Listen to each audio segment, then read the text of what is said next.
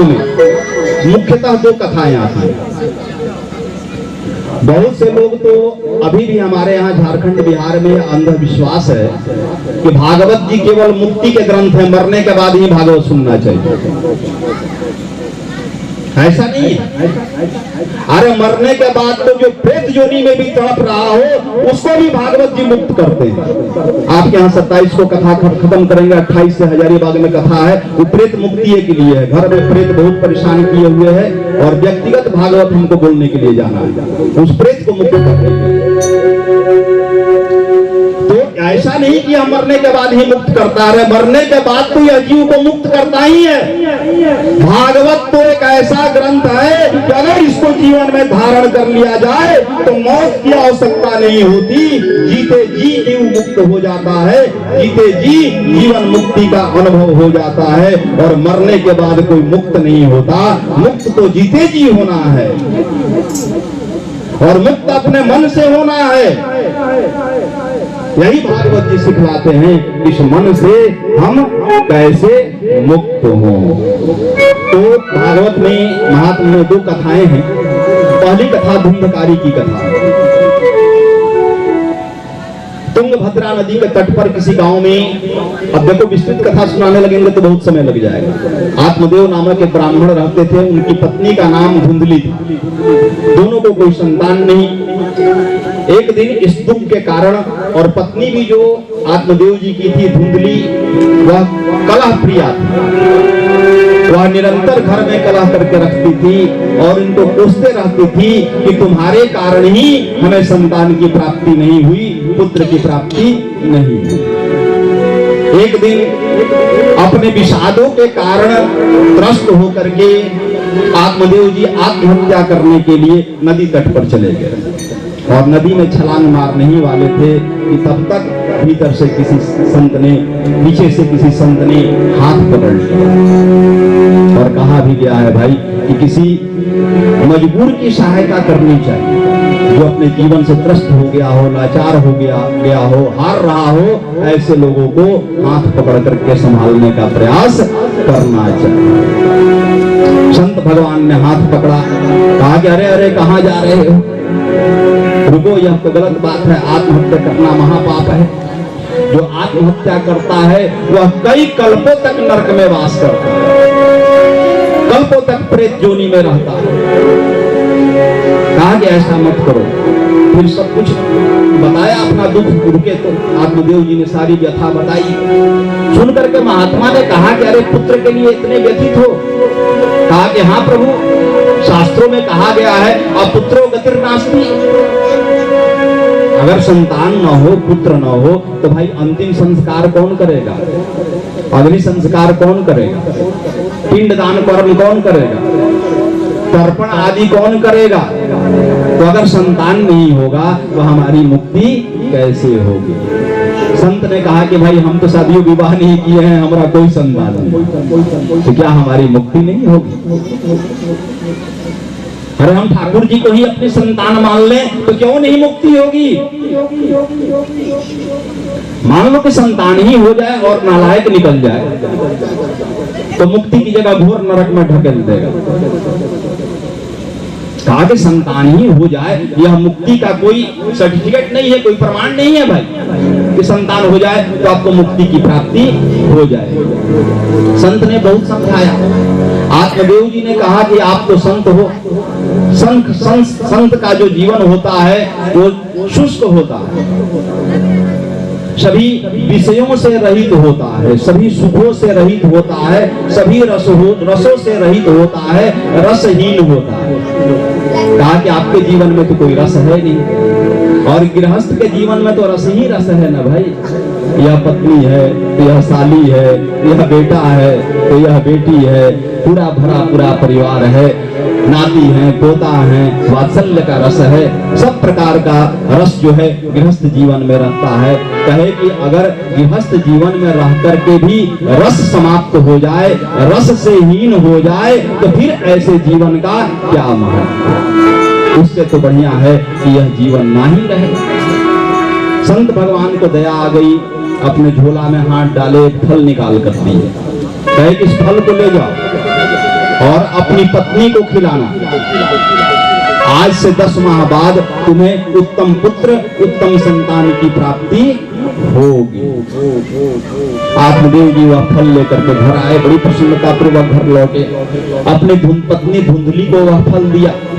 तो धुंधली को संतान तो चाहिए था, लेकिन कष्ट नहीं होना चाहिए, बिना दुख के संतान उसे चाहिए था। अब वह सोचने लगी कि फल खाऊंगी तो गर्भवती हो जाऊंगी। गर्भ का, बालक का भार 9 महीने तक पेट में ढोना होगा। फिर बालक को जन्म देते समय भी बड़ी पीड़ा होगी, बड़ा कष्ट होगा। हो सकता है कोई जब बालक को जन्म देते समय मैं बचूं ही नहीं, मेरे प्राण ही निकल जाए। अनेक प्रकार के मन में उसके विचार आने लगे। तब तक उसकी एक बहन थी, कही कह रहे घबराओ मत, घबराओ मत। अभी उसको गर्भ ठहरा ही था। कही कि हमारा संतान होने वाला है, लक्षण दिख रहे हैं, तुम इस फल को मत खाओ, इस फल को ले जाकर के गैया को खिलाओ, और जब मेरी संतान होगी तो मैं अपनी संतान तुमको दे दूंगी, और वही संतान जो है तुम्हारा पुत्र कहलाएगा।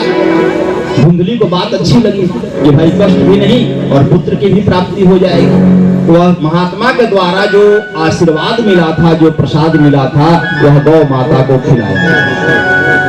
और उसके बाद धुंधली धीरे धीरे जब समय नजदीक आने लगा तो अपने शरीर पर गर्भ का आवरण बना करके गर्भवती सा कपड़ा आदि पहनने लगी, दिखाने के लिए, गर्भ को छिपाने के लिए कि मैं गर्भवती हूँ। गर्भवती होने का ढोंग करने लगी।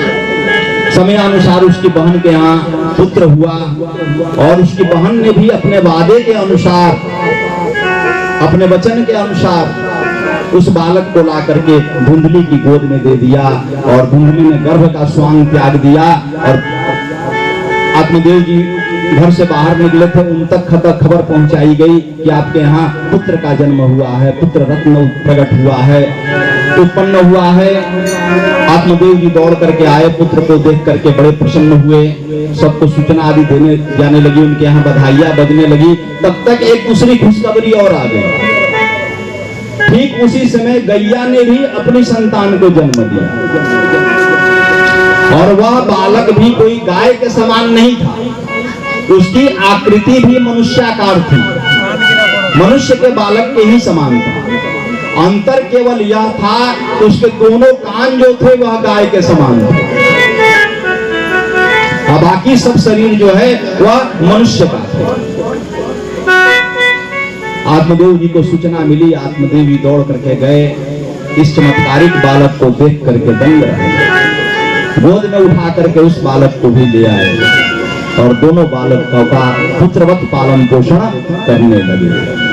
कुछ दिन बाद जब ये दोनों बालक कुछ बड़े हुए, अन्नप्राशन संस्कार हुआ, उससे भी कुछ बड़े हुए, तो फिर इनका नामकरण संस्कार।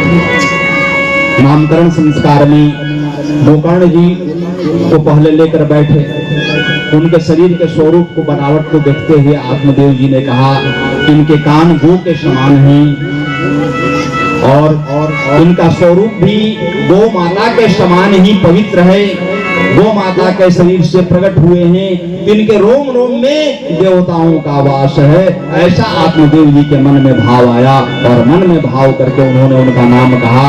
इनके कानों के आधार पर ही इनका नाम गोकर्ण होगा। जिनके कान गौ के कर्ण के समान हो, वह गोकर्ण के नाम से इस जगत में विख्यात होगा। बोलिए गोकर्ण महाराज की। फिर अपने पुत्र को गोद में लेकर बैठे, उसका भी नामकरण करें। अभी नामकरण करने ही जा रहे थे कि धुंधली पहुंच गई। धुंधली ने कहा, छीन लिया बालक को गोद में से, कहा कि इधर लाओ, इधर लाओ, क्या कर रहे हो? अपने बच्चे का तुमने नामकरण कर लिया, मेरे बच्चे पर तुम्हारा अधिकार नहीं है। यह बच्चा तुम्हारा नहीं है, यह बच्चा मेरा है, और इसका नामकरण तुम नहीं करोगे, इसका नामकरण मैं करूंगा। फिर धुंधली ने नामकरण करते हुए उसी समय कहा कि मेरा नाम धुंधली है, और मेरा पुत्र होने के कारण यह धुंधकारी के नाम से जगत में विख्यात हो। दोनों बालकों का नामकरण संस्कार हो गया। क्या क्या हो गया, एक का धुंधकारी और दूसरे का गोकर्ण। धीरे धीरे दोनों बड़े होने लगे। गोकर्ण जी बड़े बुद्धिजीवी, बड़े ब्रह्मनिष्ठ थे। बाल्यकाल से ही भगवान की साधना आराधना पूजन में दिन रात लगे रहते, अध्ययन में दिन रात लगे रहते। दोनों बालकों को गुरुकुल पढ़ने के लिए आत्मदेव जी ने भेजा। गुरुकुल में गोकर्ण जी तो पढ़ते रहे, लेकिन कुछ दिन में ही बदमाशियां करके धुंधकारी घर वापस लौट आया। उसने पढ़ना आदि छोड़ दिया, इधर उधर घूमने लगा, जुआ खेलता, ताश खेलता, स्त्रियों में आसक्ति होने लगी, शराब आदि पीने लगा। घर आता, माँ बाप को मारता पीटता, माँ से गहने छीन करके ले जा करके बेच देता, घर के बर्तन ले जा करके बेच देता, अगर पैसे नहीं मिलते इनको भी बेच करके शराब पीता था। और शराब के नशे में धुत होकर आए तो कभी माँ को पीटे तो कभी बाप को पीटे। त्रस्त होकर के एक दिन आत्मदेव जी गृह त्याग करके वन में गए गोकर्ण के पास।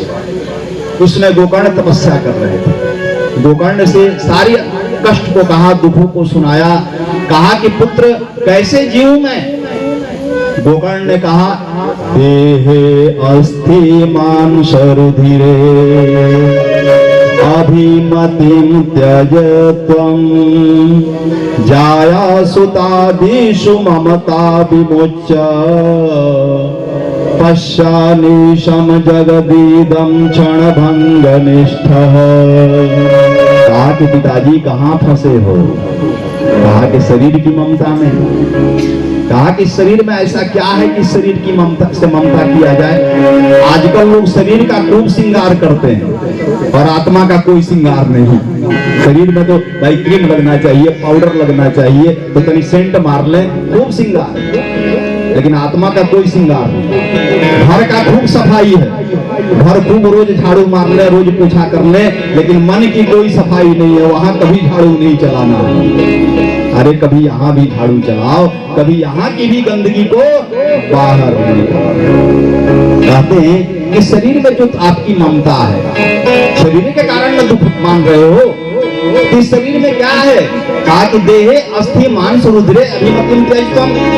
कहा कि शरीर में क्या है। कहा कि रक्त है, मांस है, मज्जा है, अस्थि है, हड्डियां हैं, मलमूत्र आदि है। इस शरीर में ऐसा क्या है जिससे प्रेम किया जाए, जिससे अनुराग किया जाए। कहा कि शरीर में, अपने शरीर में जो ममत्व है, अपने शरीर में जो मोह है, पहले उसका त्याग कीजिए। शरीर के मोह से मुक्त होइए। ये तो नश्वर है, आज है कल नहीं रहेगा, तो इसके मोह से मुक्त होइए। कहे कि देहे अस्थि मांस रुधिरे अभिमतिं त्यजत्वं जाया सुतादिषु ममता विमुच्य। कहा कि पुत्र में जो आसक्ति है, जो मोह है, पत्नी में जो आसक्ति है, मोह है, इस आसक्ति से, इस मोह से निकलिए। इस संसार में कोई किसी का नहीं।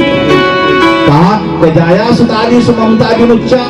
कहा पश्यानीशं जगदीदं क्षणभंगनिष्ठं। कहा करे आंखें खोलो और देखो इस संसार में ये मृत्यु लोक है, ये नश्वर लोक है। यहाँ जो भी वस्तु बनी है उसका विनाश होना है, उसका नाश होना है, तो आपका भी नाश होना है। यह शरीर तो नश्वर है, किंतु इस नश्वर शरीर के नष्ट होने से पहले उस अनश्वर, उस सत्य परमात्मा को प्राप्त कर लिया जाए, यही जीवन की सार्थकता है। कहा कि अपने शरीर का ममत्व त्यागिए, परिवार का ममत्व त्यागिए, घर द्वार जमीन जायदाद संपदा का ममत्व त्यागिए और सब त्याग करके मन का आश्रय लीजिए, ठाकुर जी का आश्रय लीजिए, उनका भजन करते हुए उनको प्राप्त करने का प्रयास कीजिए। और उनको भागवत के 10वें स्कंध का उपदेश किया, उनको पढ़ाया और पढ़ करके आत्मदेव जी वहां से गंगा जी के तट पर चले गए और प्रतिदिन नित्य भागवत के 10वें स्कंद का, जिसमें भगवान का समस्त बाल चरित्र, विवाह आदि, पुत्र पौत्र का विवाह आदि समस्त 10वें स्कंद में ही वर्णित है। 10वें स्कंद का नित्य पाठ करने लगे और जब तक जीवन रही पाठ करते रहे और पाठ करते करते अंततः भागवती मुक्ति को प्राप्त किए। अंततः भगवान में जाकर के विलीन हो गए, समाहित हो गए। उधर आत्मदेव जी की पत्नी धुंधली जो थी घर में, तो धुंधकारी जब आता मारपीट करता, नशा करता, सब कुछ घर का बेच दिया था।